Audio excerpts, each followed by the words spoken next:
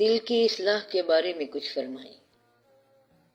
دل بیمار ہوتا ہے ان خواہشات سے جن کا تعلق نمائش کے ساتھ ہو، لوگوں کے ساتھ مقابلے کا ہو اور یہاں پر سٹے کرنے کا ہو۔ دل پسند کرتا ہے وہ چیز جو اسے یہاں ٹھہرنے میں مدد دے، اس طرح دل بیمار ہو جاتا ہے۔ اور وہ دل جو پسند کرتا ہے اس چیز کو جو اس کو آخرت میں لے جائے گی، وہ اسے طاقت دیتی ہے۔ یعنی کہ دل نے پسند کیا کہ یہاں ٹھہر جاؤ، یہ کرو وہ کرو، تو وہ فرعون والی بات ہے۔ فرعون جب مرنے لگتا تھا تو ان کی ایک روٹین تھی کہ مر تو رہے ہیں، اتنا پیسہ چھوڑ رہے ہیں، کیا بنے گا؟ تو انہوں نے کہا کہ یہ پیسہ ہمارے ساتھ دفن ہوگا، تو وہ پیسہ وہیں دفن ہے ان کے ساتھ۔ وہ سمجھتے تھے کہ شاید یہ ہماری عاقبت میں کام آئے گا، مگر فرعون الگ پڑا ہوا ہے اور پیسہ الگ پڑا ہوا ہے۔ خدا سے یہ دعا کرنی چاہیے، مگر یہ مشکل ہے اور ہر آدمی نہیں کر سکتا کہ یا اللہ اتنا رزق دے جتنا میں استعمال کر لوں، اور استعمال سے بچ جانے والا رزق دے ہی نہ۔ توبہ توبہ، آپ کبھی نہیں کہہ سکتے یہ بات۔ لالچ اسی کا نام ہے کہ انسان سوچتا ہے کہ شاید اس کی مستقبل میں ضرورت ہو، اور مستقبل کے انتظار میں وہ سارا مستقبل ماضی ہو چکا ہوتا ہے، اور جب وہ رخصت ہو جاتا ہے تو مستقبل ہوتا ہی کوئی نہیں ہے۔ پیسہ وہ رکھتا ہے مشکل وقت کے لیے، پہلے پیسہ رکھتا ہے اور پھر مشکل وقت کا انتظار کرتا ہے، تو پھر وہ مشکل وقت آ ہی جائے گا۔ جس نے مشکل وقت کا انتظار کیا اس پر مشکل وقت آئے گا، جس نے اچھے وقت کا انتظار کیا اس پر اچھا وقت آ جائے گا۔ اچھے وقت کا انتظار خدا کی رحمت کا انتظار ہے۔ اگر آپ ایک نسخہ استعمال کر لو کہ اپنے عمل پر انحصار نہ کرو، تو بد عملی کا خوف نہیں ہوگا۔ بد عملی کا خوف اسے ہوگا جسے اپنے عمل پر انحصار ہے۔ اگر آپ اللہ کے فضل پر انحصار کر لو تو نہ اچھا عمل، نہ نیک عمل اور نہ بد عمل۔ مطلب اس کا یہ ہوا کہ آپ دعا کیا کرو کہ یا اللہ، عمل کے غرور سے بہتر ہے بد عملی پر ندامت، وہ ندامت بہت بہتر ہے۔ سارے بزرگ یہی کہتے آ رہے ہیں کہ گناہوں پر ندامت بہت بہتر ہے عبادت پر غرور سے۔ عبادت کا غرور شیطان کو لے ڈوبا۔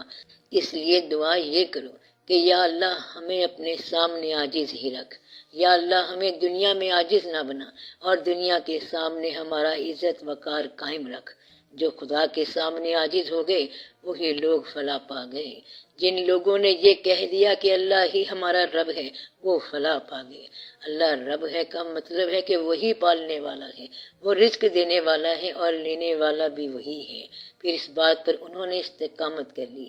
اللہ کا فرمان ہے کہ ان لوگوں پر فرشتے نازل ہوتے ہیں، اور یہ وہ لوگ ہیں جنہیں جنت کی بشارت دی جاتی ہے، اور وہاں پر یہ کھائیں گے جو یہ پسند کریں گے، اور یہ مہمانی ہے اللہ تعالیٰ کی طرف سے، اور بہشت میں جو وعدہ کیا گیا وہ انہیں مل جائے گا۔ تو یہ لوگ ہیں فلاح پانے والے۔ کون؟ جنہوں نے کہہ دیا کہ اللہ ہمارا رب ہے اور اس پر استقامت کر دی۔ ایک کہانی سناتے ہیں بزرگ۔ داتا صاحب رحمت اللہ کو پتہ چلا کہ فلاں علاقے میں ایک درویش ہیں، انہوں نے سوچا کہ ان سے مل لیا جائے، تو وہاں گئے۔ اس بزرگ کے پاس شام کے وقت پہنچے۔ وہ بزرگ ملے اور پوچھا کہ نام کیا ہے، کام کیا ہے، ذریعہ معاش کیا ہے۔ انہوں نے اسے سلام کیا اور کہا کہ میں جا رہا ہوں اور آئندہ اپنی ملاقات کا کوئی موقع نہیں ہے۔ اس نے پوچھا کیوں؟ انہوں نے فرمایا کہ تو اگر ذریعہ معاش ہمارے عمل میں سمجھتا ہے تو غلطی پر ہے۔ ذریعہ معاش تو اس کا فضل ہوتا ہے، کہیں تم لوگ ذریعہ معاش اپنے پیشے کو نہ سمجھ لینا۔ جب یہ پتہ چل گیا کہ اللہ رزق دینے والا ہے تو معاش کا ذریعہ ایسے ہی درمیان کی باتیں ہیں، فارمل ہیں، دینے والا وہ ہے۔ ورنہ تو بے شمار لوگ محنت کرتے کرتے مر جاتے ہیں اور ان کے پاس رزق نہیں آتا، اور بعض لوگوں کو وہ آسان رزق عطا فرماتا ہے، بعض لوگوں کو وہ آسان عاقبت عطا فرماتا ہے۔ مثلا یہ کہ اللہ کی راہ میں شہید ہو گئے تو یہ آسان عاقبت بن گئی۔ تو نہ عمل ہے اور نہ عمل کی ضرورت ہے۔ دعا یہ کرو کہ یا اللہ آسان عاقبت عطا فرما، آمین یا رب العالمین۔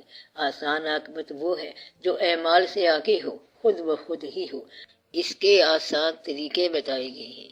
کسی اچھی عاقبت والے آدمی کو راضی کر لو، کسی چلتے دریا میں کوئی چیز ڈال دو یا نکال لو، وہ دریا جو ہمیشہ وگنے والے چلنے والے ہیں، دریا تک رسائی ہو گئی تو سمندر تک خود ہی ہو جائے گی۔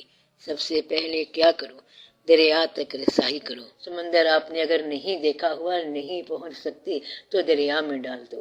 یہاں ایک درویش ہوتے تھے، وہ کاغذ پہ کچھ لکھتے اور دریا میں ڈال دیتے، کہتے کہ اللہ نے کہا ہے کہ میرا عرش پانی میں رہا ہے، یہ پانی چلتا چلتا سمندر میں جائے گا اور اللہ کے عرش پر چلا جائے گا، اللہ خود ہی مان لے گا۔ تو یہ بھی ایک راستہ ہے، دریا بھی ایک راستہ ہے۔ کسی چیز پر اگر آپ کا اعتماد ہو جائے کہ یہ راستہ اللہ کی طرف جاتا ہے تو وہاں دعا کرا لو۔ اللہ کا راستہ اللہ کے بندوں تک پہنچتا ہے تو کسی سے دعا کرا لو، دعا میں شامل ہو جاؤ۔ مقصد یہ ہے کہ پھر آپ کو سنگ مل جائے گا، دل جو ہے یہ شفا پا جائے گا۔ دل کی شفا کا آسان طریقہ یہ ہے کہ دل کی بیماری دور کر لو، اس دل سے بت نکال دو تو یہی کعبہ بن جائے گا۔ بت جو ہے یہ خواہش کے بت ہیں، خواہش کے بت نکل جائیں تو یہ دل خود بخود ہی کعبہ بن جائے گا۔ دعا کرو کہ اللہ تعالیٰ آپ کو ہیلدی دل دے۔ ہیلدی دل اس آدمی کا ہوتا ہے جو دنیا کی خواہشات سے آزاد ہو۔ بعض اوقات لوگ آزاد ہونا نہیں چاہتے، کہتے ہیں کہ اکثر کوئی ضرورت ہوتی ہے تو اس سے بچو۔ وہ آدمی جو گنتی میں پڑ گیا وہ مشکل میں پڑ گیا۔ گنتی سے نکلو، تقاضے سے نکلو، پیسے کی محبت سے نکلو، مال کی محبت اور اولاد کی محبت سے نکلو۔ محبت مال دینے سے کرو، مسئلہ حل ہو جائے گا۔ اولاد کی محبت بہت اچھی چیز ہے، اور اگر صرف اولاد سے خالی محبت کرو گے تو اولاد کی بدعمالی پر پریشان ہو جاؤ گے۔ یعنی جو لوگ اولاد سے صرف اولاد کی خاطر محبت کرتے ہیں اور خدا کی طرف سے نہیں کرتے تو وہ اولاد کی بدعمالی پر پریشان ہو جاتے ہیں اور پھر گلہ کرتے ہیں کہ اولاد نے تو بڑا پریشان کر دیا۔ پہلے تو آپ اولاد کی وجہ سے سب کو پریشان کرتے تھے، اتنی بڑی محبت کرتے تھے۔ نہ اولاد قابل محبت ہے اور نہ قابل نفرت ہے، اولاد بس اولاد ہی ہے۔ نہ اس پر غرور کرو، نہ اس پر ندامت کرو۔ ان کی اپنی زندگی ہے، تمہاری اپنی زندگی ہے، ان کی اپنی عاقبت ہے، تمہاری اپنی عاقبت ہے۔ اولاد کو اپنا دین دے دو اور دنیا کی پرواہ نہ کرو، وہ خود ہی کماتے رہیں گے، چلتے جائیں گے۔ ان کو اچھا راستہ بتا دو اور ان کے لیے دعا کیا کرو۔ اولاد کا گلہ اگر ماں باپ کریں تو اولاد کے لیے عذاب ہے، اور ماں باپ کا گلہ کرنا ہی اولاد کے لیے عذاب ہے۔ تو مطلب یہ ہوا کہ اپنے ماں باپ کو گلے کا موقع نہ دینا۔ اس لیے اللہ تعالیٰ نے فرمایا ہے کہ ماں باپ کے آگے اف نہ کرنا اور ان کے آگے جنٹل الفاظ سے بات کرنا۔ اگر وہ بڑھاپے میں آ جائیں تو ان کے لیے رحمت کے بازو پھیلا دینا، جس طرح انہوں نے بچپن میں تم پر رحم کیا تھا۔ خدا سے یہ دعا کیا کروں کہ ان ضعیف اور ناتواں بزرگوں سے آپ کو دعا ملتی رہے۔ تو والدین سے دعا لینا بہت ضروری ہے، یہ بھی دل کے لیے بہت ضروری ہے۔ والدین دعا کریں اور اولاد بھی دعا کرے۔ جب آپ نماز پڑھتے ہیں تو والدین کے لیے بھی دعا کرتے ہیں اور اولاد کے لیے بھی دعا کرتے ہیں۔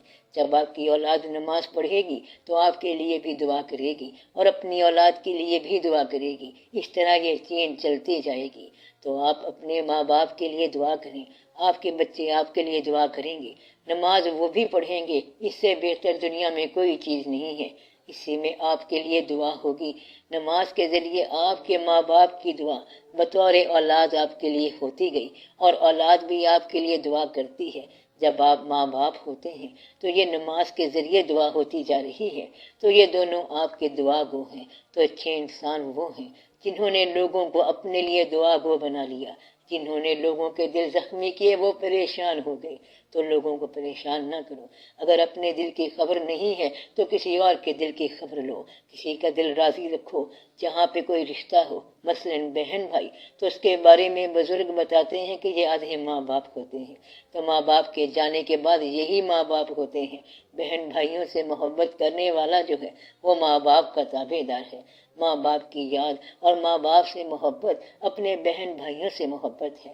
بہن بھائیوں سے محبت کرو اور ان کی خدمت کرو، بزرگوں کی خدمت کرو اور اولاد سے محبت کرو۔ اس طرح راستہ چلتا جائے گا، جتنا ہو سکے وہ کرتے جاؤ اور جو نہ ہو سکے اس کی معافی مانگ لو، اللہ قبول کر لے گا۔ وہ جو دیہات سے خط لکھا کرتے تھے کہ اس تھوڑے لکھے ہوئے کو بہت سمجھنا، کافی سمجھنا، آپ کہو کہ یا اللہ میں نے تھوڑا لکھا ہے، اس کو بہت سمجھ، ہم کیا کریں، تو ہی مہربانی کر۔ ایک ان پڑھ آدمی خانہ کعبہ میں گیا اور جا کے کہتا ہے کہ یا اللہ ہم تیرے بندے ہیں اور تو اللہ ہے۔ ہمارا رواج ہے کہ دشمن اگر گھر میں آ جائے تو معاف کر دیا جاتا ہے، ہم تیرے گھر میں آ گئے ہیں، اب تو ہمارے ساتھ کیا حساب کتاب کرے گا، بس معافی دے۔ تو اللہ تعالیٰ سے معافی مانگ لیا کرو۔ باقی جو بھی جہاں بھی صاحب مزار ملے، یہ سمجھو کہ یہ سارے کے سارے جو ہیں حضور پاک صلی اللہ علیہ وآلہ وسلم کی مہربانیاں ہیں۔ جہاں پہ کوئی مزار ملے یہ سارا عشق حبیب صلی اللہ علیہ وسلم ہی ہے۔ جس جگہ مزار ملے وہاں جا کے دعا کرو، اس دربار سے سیدھا راستہ، ہر صاحب مزار کا راستہ مدینے کو ہی ہے۔ جہاں کوئی ملے وہ اللہ تعالیٰ کی مہربانیوں سے حضور پاک صلی اللہ علیہ وآلہ وسلم کا اعزاز ہے۔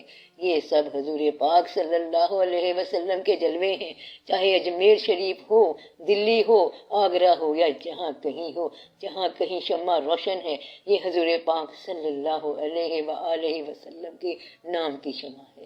اس لیے بزرگوں کو چھوٹا بڑا نہ کہا کرو، بس سارے بزرگ ہیں اور سب حضور پاک صلی اللہ علیہ وآلہ وسلم کے جلوے ہیں۔